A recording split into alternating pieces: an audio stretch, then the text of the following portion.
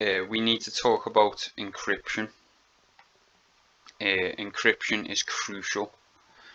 I would suggest that you use it in all your communications, especially if given any sensitive information like names, dates and times, and locations.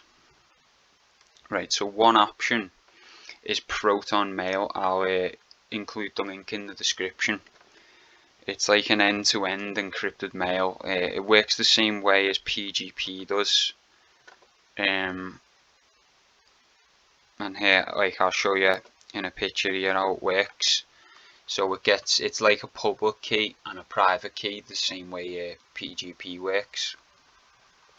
I'd highly recommend it for your emails. Right, and the next thing, you've got Signal for your phones. I believe Mossad uses Signal, so it must be pretty solid if Mossad can vouch for it. Next up, we have Telegram. I'm sure many of you are familiar with Telegram. Apparently, it's all encrypted, and you can self-destruct as well. You can set messages to self-destruction. I haven't figured that out yet because I just haven't had the time. So it's apparently secure, but I don't know enough about it. But that's good. You know, and any encryption is better than nothing. So I've heard a lot of people say it's not as good as Signal, but you know, it's better off using something than nothing. Speaking of which, this is a website called PrivNote, Private Note. If you need to send a message on, you know, one of the Silicon Valley snitch book, any of the heavily censored and you know, like CIA controlled websites, then you know, you could just use a PrivNote, and you've got like loads of options. You can make like a password where, you know, you and the recipient will know. You can make it self-destruct after reading it, or whatever time period that is available that you specify, and then you can email your Proton Mail account when it's been destroyed. So apparently it destroys after the recipient views it, or you can set that in the options, which would be ideal if it's got sensitive information in it.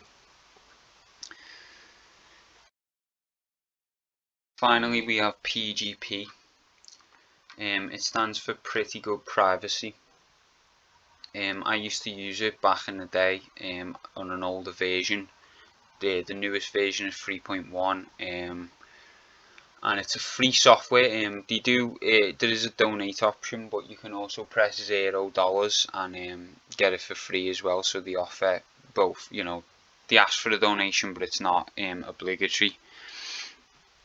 I'm pretty sure it was this hyperlink, but I can't be certain, so I need to run a few security checks. By the way, I'm gonna include all these links in the description. Right, so I'm gonna go to VirusTotal, which is a site that scans URLs and programs, and I'm gonna run the URL through it. And as you can see, it comes up clean. It scans it with 72 different, 82 different antiviruses, but these ones at the bottom, I think they're just for mobile phones. And this is, I don't know actually. Right, so this is a clean URL. I'm getting no issues yet from Avast. Hang on, where are we? Yeah, I'm getting no issues from Avast. It's saying it's completely safe.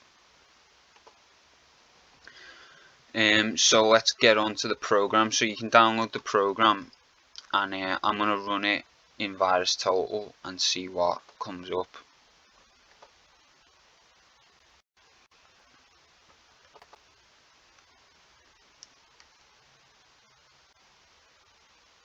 Right, because what we need to watch out for is Trojans embedded in the files, and particularly the particularly nasty ones are rootkits and rats, remote access trojans,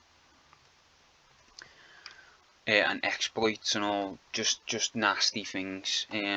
Right, so it's running through 65 different engines, and only one of them detected that there's something wrong. So this is a Chinese antivirus that I've never heard of before, and you know what China's like, all their companies are run by the CCP, and they're not going to like any encryption tools because it goes against their intelligence. They're not going to like their citizens using encryption tools, are they?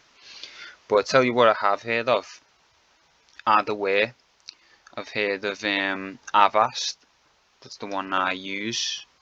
I've heard of Avira, I've heard of Bitdefender, I've heard of AVG, I've heard of Komodo, I've heard of Dr. Web, I've heard of McAfee, Panda, Sophos, Symantec, Trend Micro, Zone Alarm, and